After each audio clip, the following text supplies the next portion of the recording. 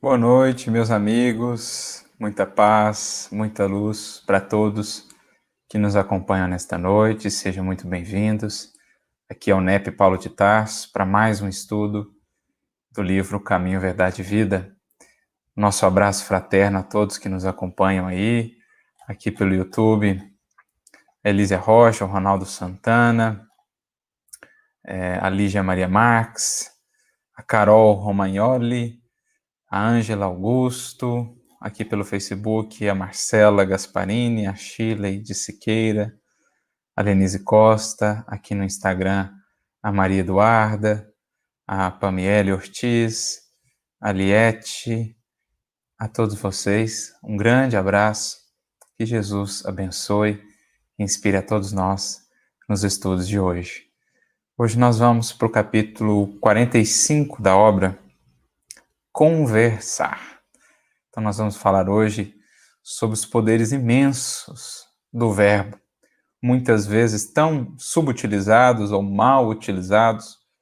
Eu me lembro até de uma fala de Emmanuel, agora eu me esqueci o capítulo em que se encontra, mas é do livro Palavra de Vida Eterna, se eu não me engano é 64, posso estar enganado, mas ele diz: quase sempre, quando computada a conversação de uma existência inteira, o balanço acusa diminuta parcela de proveito com largos coeficientes de prejuízo e inutilidade. Então, eu me recordo, sempre que eu leio essa frase, mais uma vez, ela me impacta, porque, no fundo, é mais ou menos como a gente lida com o nosso falar, com esse poder sagrado, divino do verbo, do falar, do comunicar-se, né? Não só pela palavra falada, mas os nossos irmãos que se utilizam aí da Libras também, enfim, desse processo de expressão do nosso pensamento, através da arte também, que não deixa de ser uma comunicação, enfim.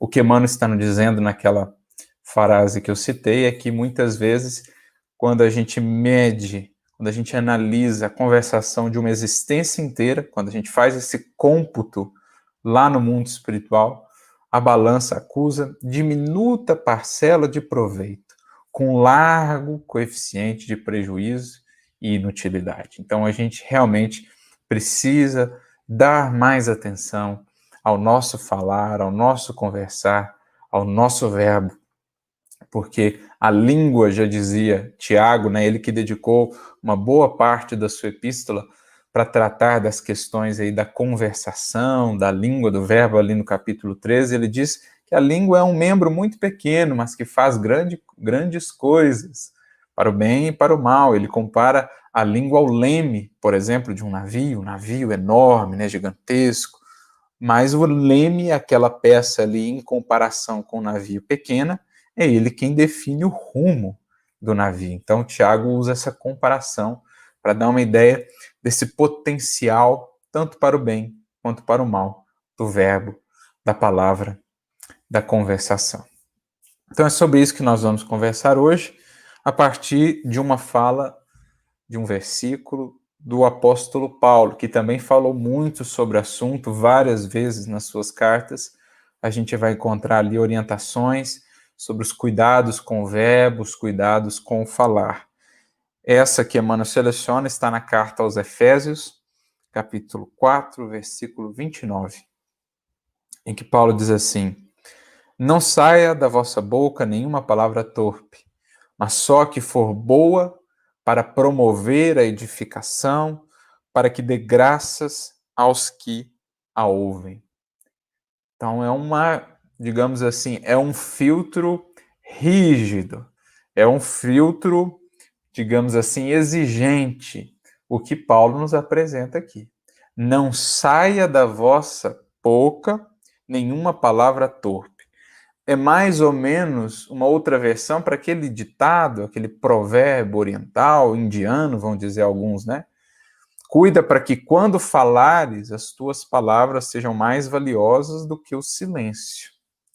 Então, se a gente passa no processo de disciplina, de autoconhecimento, a medir o nosso falar por esses crivos, por essa análise, quanta coisa a gente não evitaria de sementeira infeliz, de complicações para nós, nos relacionamentos, com outras pessoas, enfim.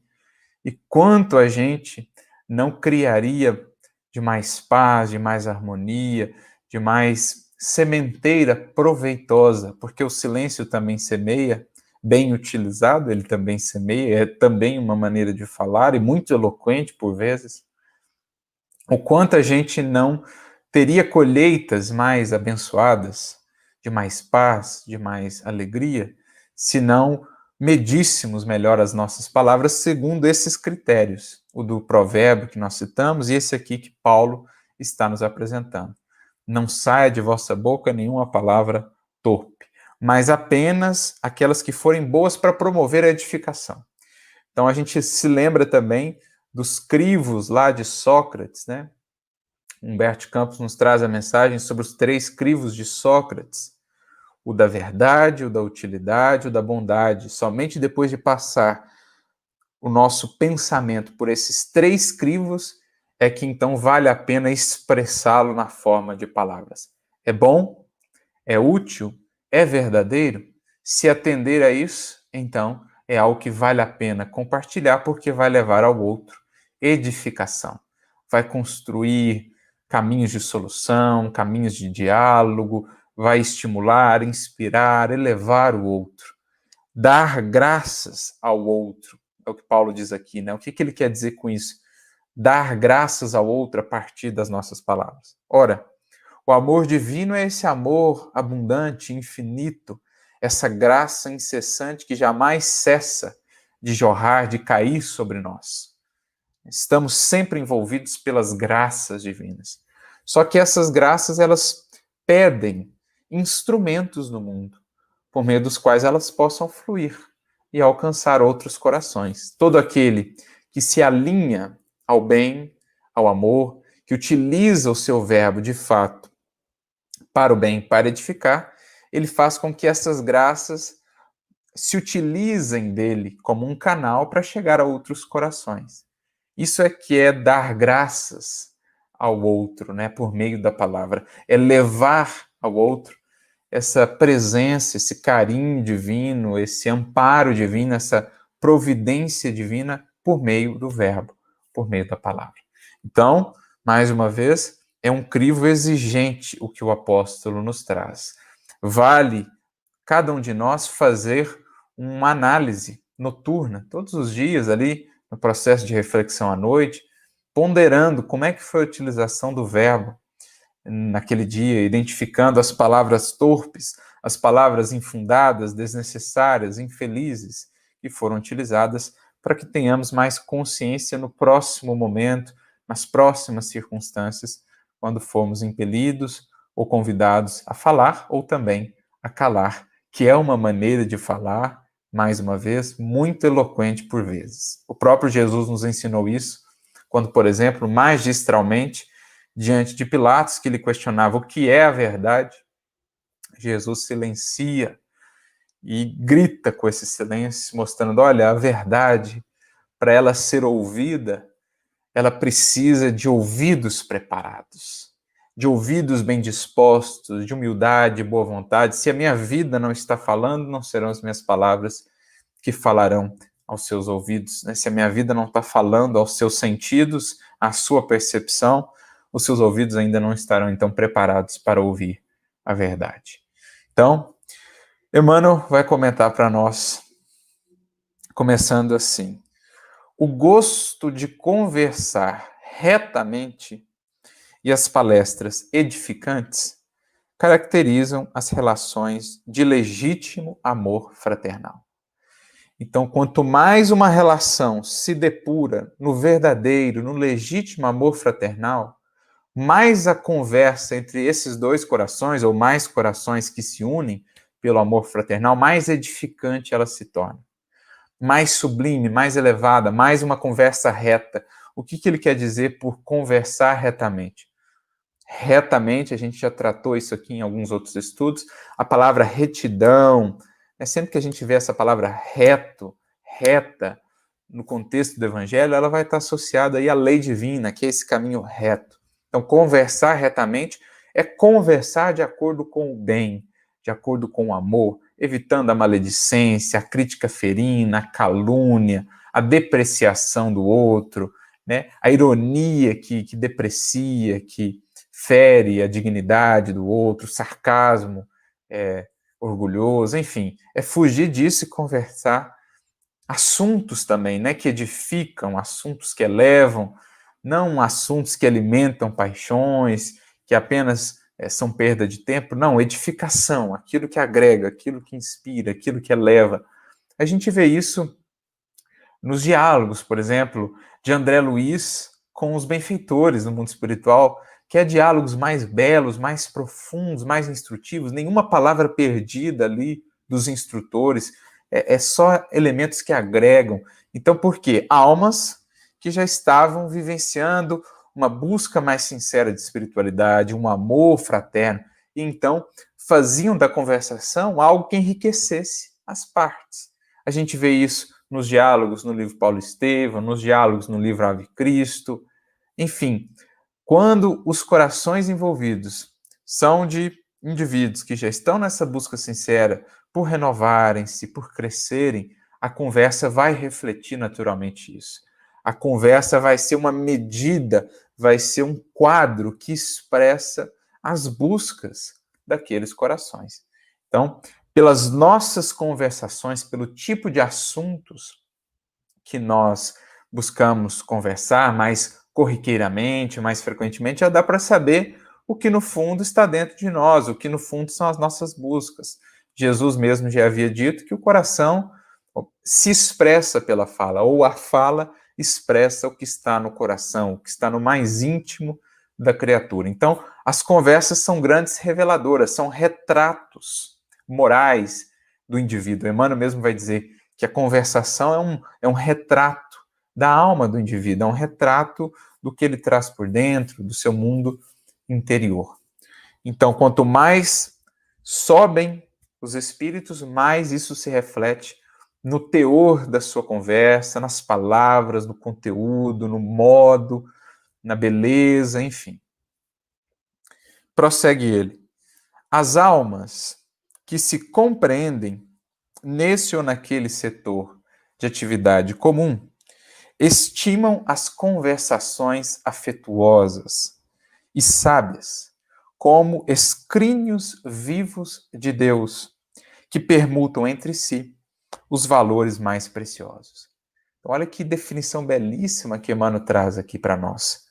As almas que se compreendem, as almas que estão avançando aí no amor legítimo, na fraternidade real, elas estimam na conversação uma permútua afetuosa e sábia de valores divinos. Ele compara cada alma a um escrínio vivo de Deus. O que é escrínio? É um cofre, onde você guarda ali uma joia preciosa, elementos de valor. Então, almas que avançaram nessa senda, que estão avançando na senda do progresso, elas veem na conversação uma possibilidade sagrada de troca de valores divinos do espírito.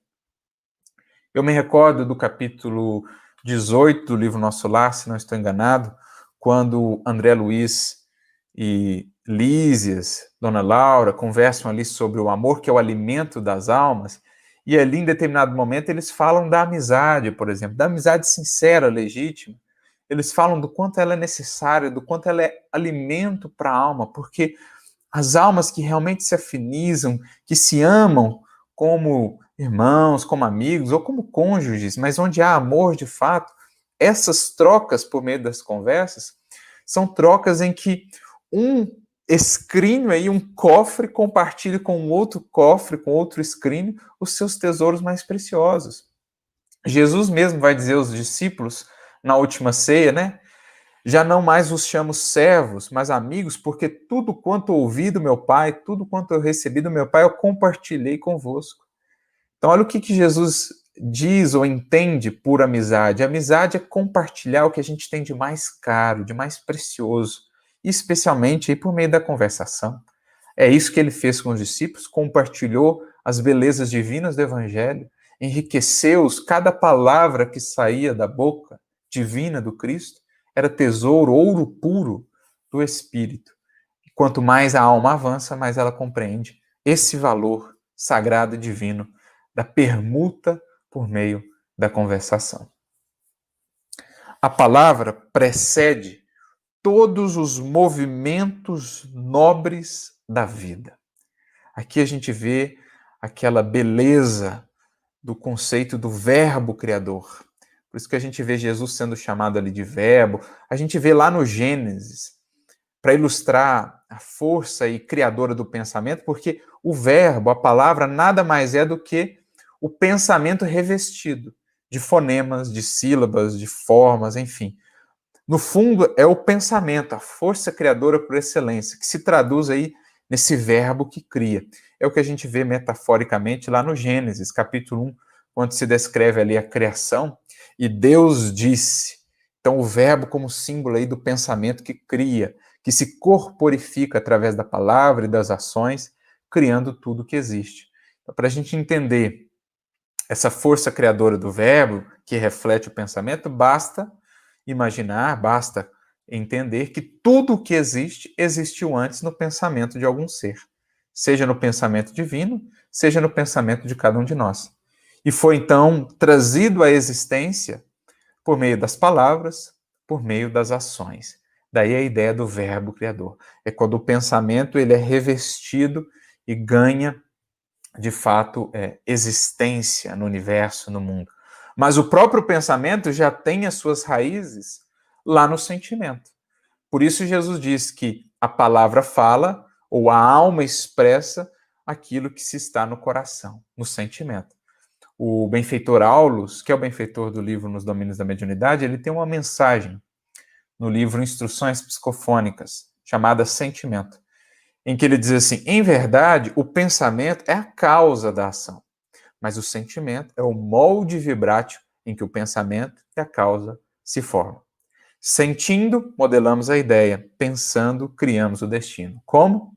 Por meio do verbo falado, mas também do verbo vivido.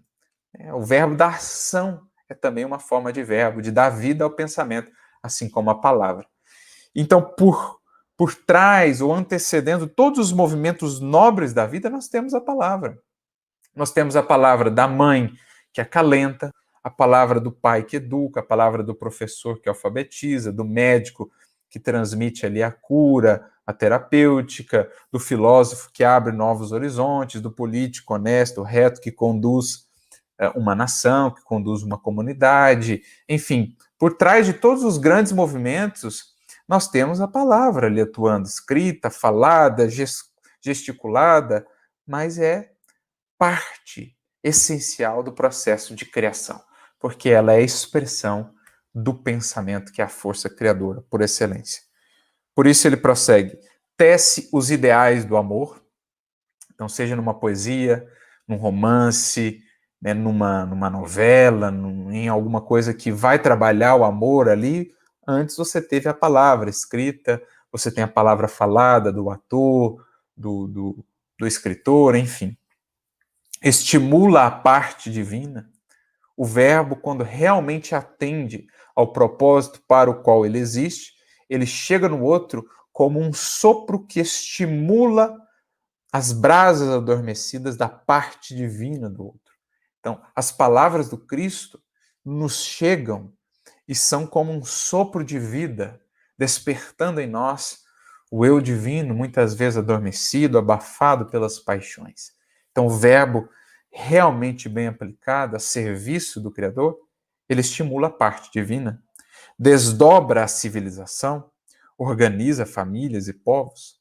Então, desdobra a civilização, os processos de organização social, os processos políticos, educacionais, filosóficos, científicos, todos eles passam pelo verbo, pela palavra, assim como a organização da família e dos povos.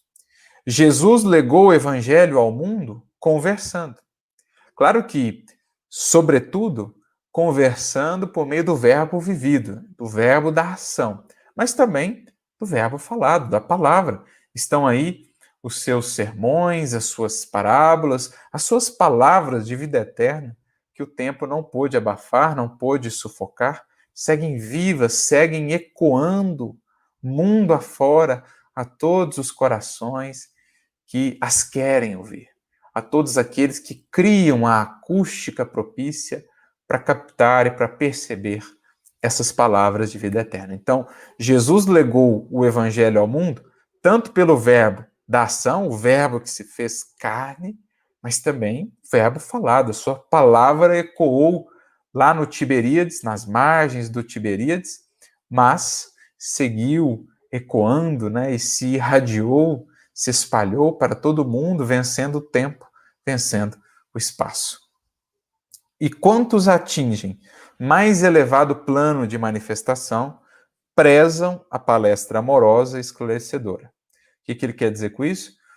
Quanto mais o espírito sobe a planos mais elevados de manifestação, ou seja, quanto mais ele evolui, mais ele preza a palestra amorosa e esclarecedora, mais ele valoriza esses momentos, mais ele reconhece o valor desses momentos. Você vê isso no André Luiz, a alegria que ele tinha quando ele foi ganhando consciência, a alegria que ele tinha em partilhar aqueles momentos de diálogo com os benfeitores, de instrução, de orientação. Você vê isso, né, nessas histórias do cristianismo primitivo, aqueles que iam realmente se transformando. Estevão, por exemplo, quando ele já era um espírito, né, elevadíssimo, mas quando ele conhece o Cristo, como ele tinha sede daquelas palavras, ele bebia as palavras de Simão Pedro, os manuscritos que lhe foram dados, como ele lia aquilo, absorvia-se naquela leitura, porque ele sabe o valor daquelas palavras. E a gente fica a imaginar, né, que valor, que oportunidade bendita poder, por exemplo, participar daquelas conversas com o Chico até altas horas da noite em Pedro Leopoldo. Que oportunidade preciosa tiveram aqueles que partilharam desses momentos, ou aqueles outros que puderam conversar com Eurípides Barçanufo no Colégio Allan Kardec, aqueles que puderam privar ali com Allan Kardec no seu gabinete, ou lá na Sociedade Parisiense de Estudos Espíritas, conversando com o mestre em pessoa. Que momentos valiosos, que conversações não deveriam nascer dali, que conteúdo, que valor espiritual. Então, quanto mais o espírito galga os planos de manifestação e de consciência, mais ele preza por essas oportunidades. Então, ele verdadeiramente bebe quando tem a ocasião de estar junto de um ser mais sábio, de alguém mais experiente, de alguém que tem um conhecimento para compartilhar, e sabe também o seu papel de sempre levar o seu melhor, compartilhar aquilo que realmente possa agregar a outras vidas. Pela perda do gosto de conversar com alguém, pode o homem avaliar se está caindo ou se o amigo estaciona em desvios inesperados. Então, olha que interessante o que Emmanuel diz aqui para nós. Se você tinha lá uma pessoa que você conversava sempre, muito, passado um tempo, a conversação com aquela pessoa já não encaixa mais, os assuntos não vão muito adiante, já não traz mais aquela alegria, então das duas, uma. Ou você precisa estar muito atento a você mesmo, porque ou você estagnou em algum ponto, está ainda muito preso em algumas coisas e o indivíduo avançou e aí não existe mais uma sintonia ali de fala, de partilha, ou você avançou e o seu irmão, o seu amigo ficou preso ali a determinadas ilusões, a determinadas paixões ainda, determinadas visões de mundo e de vida que já não mais encaixam tanto assim no debate, na conversa. Então, um exemplo, Paulo, após a sua conversão, quando ele mergulhou o coração no evangelho, quando ele reencontra os antigos amigos, já não tinha mais assunto, já não mais encaixava, porque eram visões muito distintas. Então, não tinha mais aquele gosto de conversação, porque ele havia mudado muito. Então, assim também na nossa caminhada. Às vezes, pessoas com as quais a gente tinha muita afinidade, por escolhas diferentes, a gente resolve avançar num caminho de espiritualidade e ela não, a conversação não vai encaixar muito. Não precisa menosprezar, desprezar o outro, não significa que isso vai alimentar arrogância em nós, não, é que não encaixa mais. A gente tem o carinho ainda, tem o respeito pela pessoa, mas são buscas diferentes. Ou o contrário, a gente precisa estar também atento. O outro avançou muito, a gente ficou preso a antigos preconceitos, antigas visões, e aí a conversa não engrena muito mais, porque já são perspectivas e buscas muito distintas. Então a gente tem que olhar, por que disso? Será que não sou eu que estou meio preso aí, meio estagnado? e já não estou mais sintonizando tanto com aquele indivíduo por causa disso, enfim. Das duas, uma. Se está perdendo o gosto de conversar com alguém, se a conversa não está sendo mais tão legal, tão produtiva, ou a gente está meio parado, meio estagnado, ou o nosso irmão é que está meio parado e meio estagnado. Todavia, além dos que se conservam em posição de superioridade, existem aqueles que desfiguram o dom sagrado do verbo, compelindo-o às maiores torpezas.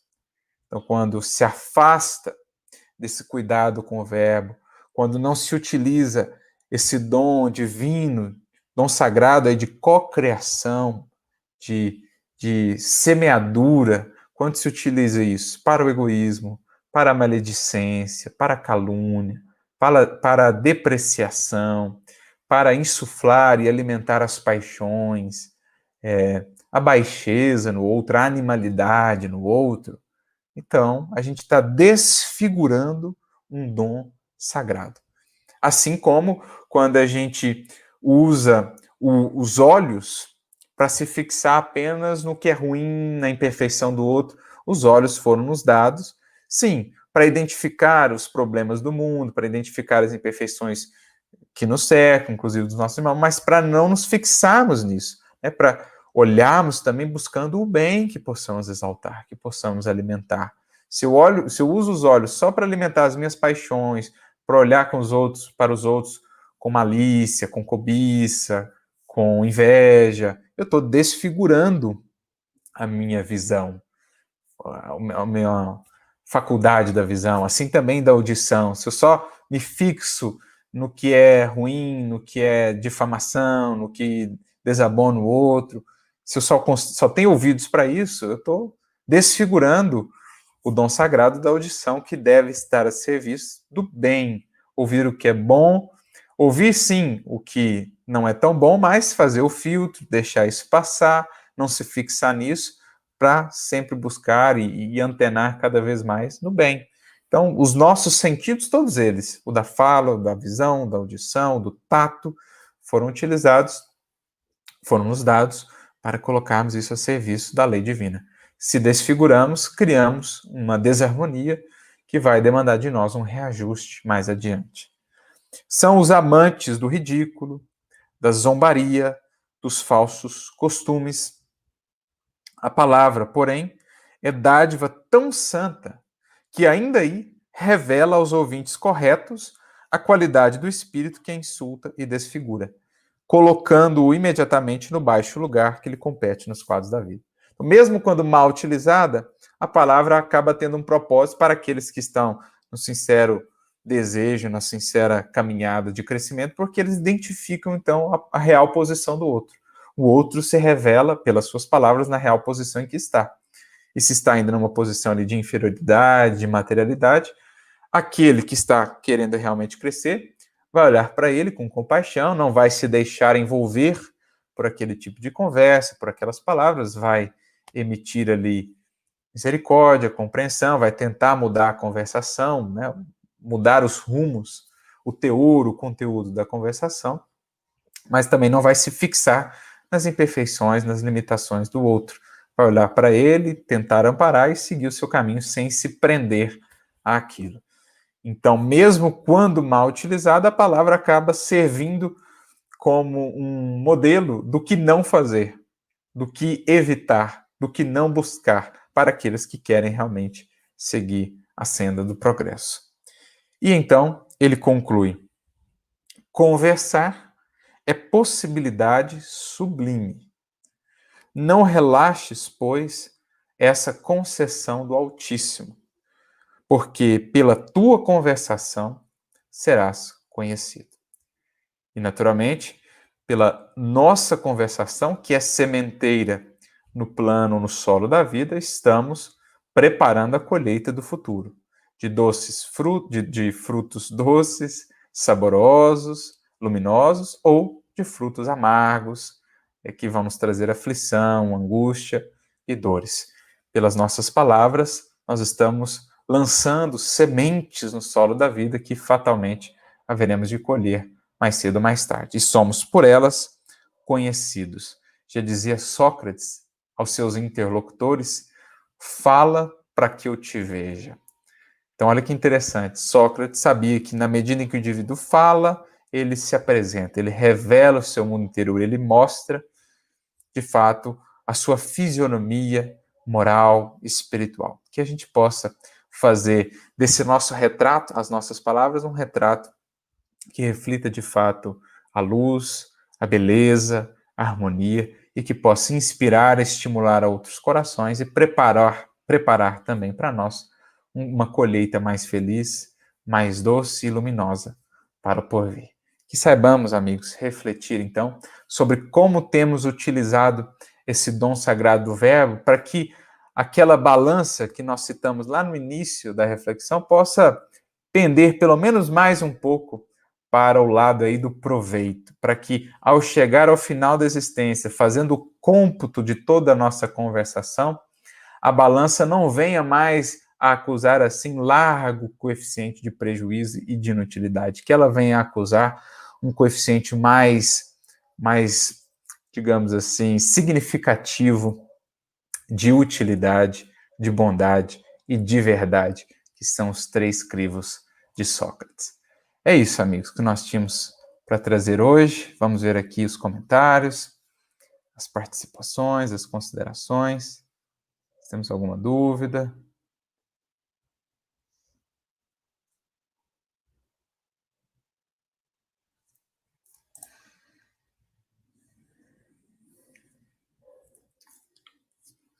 A Kátia pergunta aqui para nós, e os falsos profetas, Arthur, com vozes de cordeiros?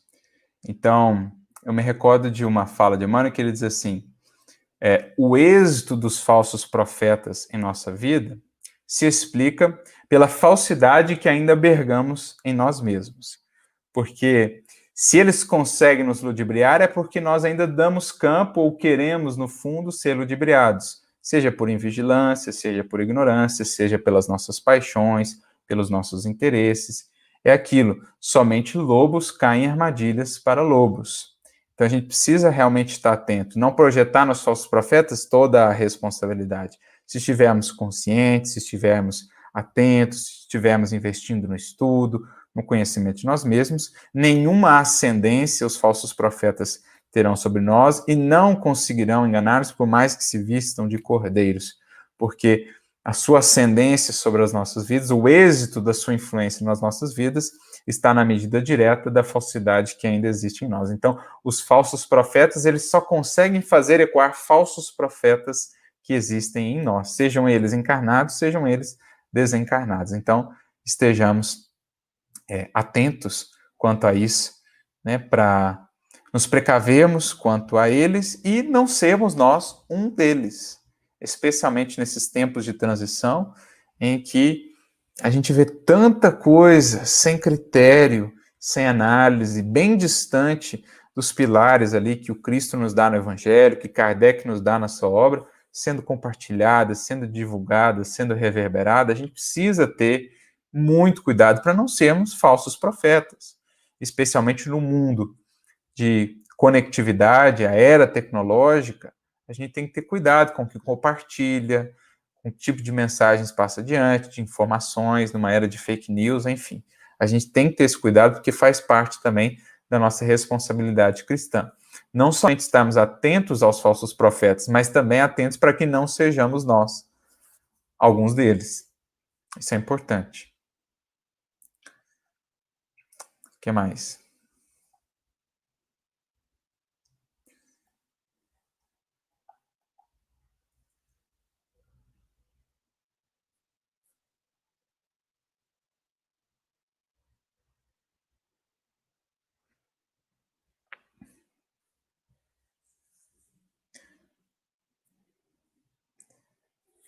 Sejamos luz em tempo de trevas, a Hannah diz aqui para a gente no Instagram. E, de fato, a palavra, ela tanto pode incendiar, como ela pode acender uma luz. Então, o Tiago, na sua epístola, vai dizer que a palavra, a língua, é um fogo. Às vezes, uma pequena fagulha pode gerar um incêndio enorme. especialmente nesses nossos tempos, mais uma vez, de conectividade, em que às vezes algo que compartilhamos viraliza, ganha uma dimensão inimaginável, né? A gente precisa ter muito cuidado com o tipo de luz que a gente quer fazer com as palavras. Porque a gente pode fazer uma luz que é a luz de um incêndio, a partir de uma fagulha. Agora a gente pode fazer a luz que é a luz de uma vela, de uma lareira, que é a luz de um sol, que acalenta, que envolve, que dá discernimento, que esclarece. Então veja como é sutil. A luz pode ser a luz da destruição de um incêndio ou a luz da edificação, de uma luz que clareia, que envolve. Então, o cuidado que a gente precisa ter com a língua, né, com a palavra, como diz Tiago.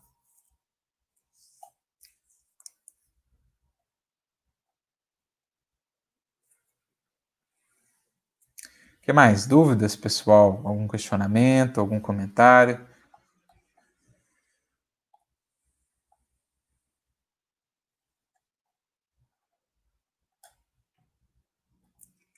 Passa muito rápido aqui os comentários, a gente não consegue acompanhar e acaba pulando alguma pergunta, algum questionamento aqui.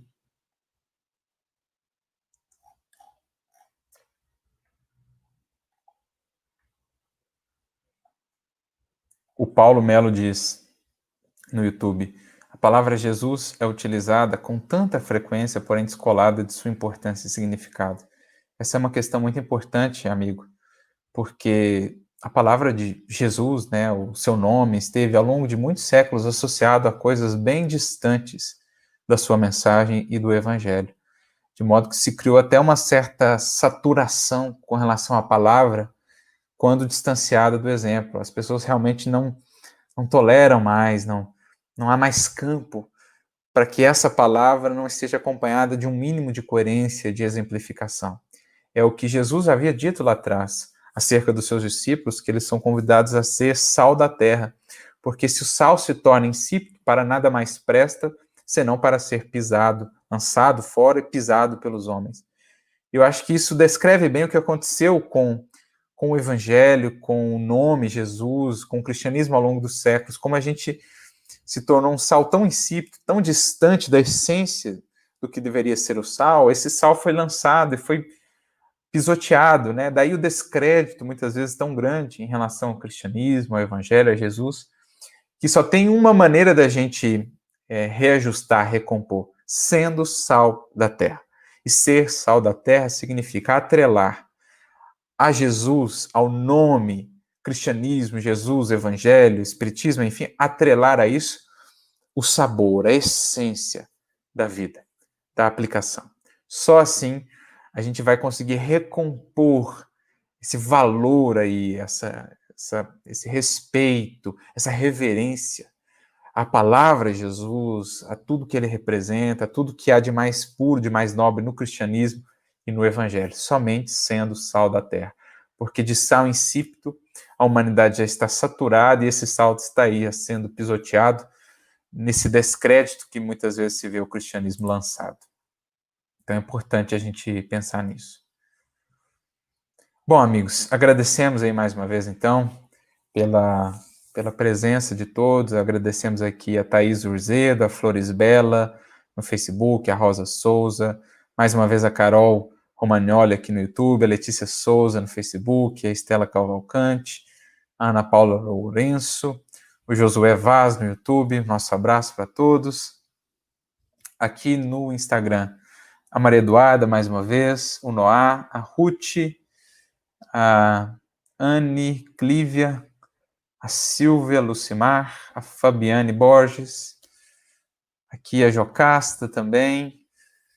Nosso abraço para todos vocês, nossos votos de uma excelente semana, com muita luz, com muita paz, que a utilização do verbo possa ser sempre inspirada por aquele que foi o verbo encarnado, o verbo que esteve a caminhar conosco, que fez das suas palavras sempre um estímulo, um sopro de inspiração para o bem e para o amor. Que Jesus possa abençoar a todos vocês. Um grande abraço para todos. Nos vemos então na quinta-feira, dando continuidade aos nossos estudos. Fiquem com Deus.